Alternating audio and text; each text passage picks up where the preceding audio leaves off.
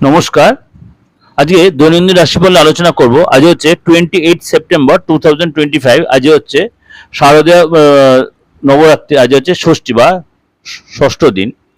চলুন তাহলে আজ দিনটা কেমন যাবে সেটা অবশ্যই আপনারা জেনে নিলে আপনাদের সারাটা দিন ভালোভাবে আপনারা এগোতে পারবেন।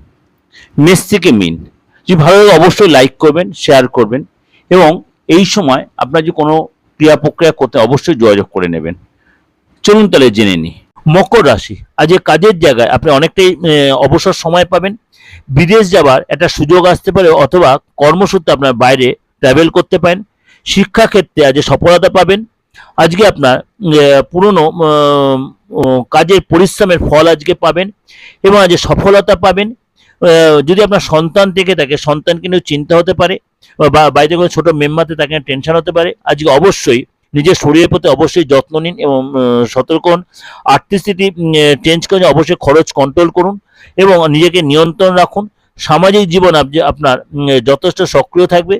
সংবাদ ও সম্বন্ধ যতটাই সংবাদ এবং সম্পর্ক মজবুত হবে।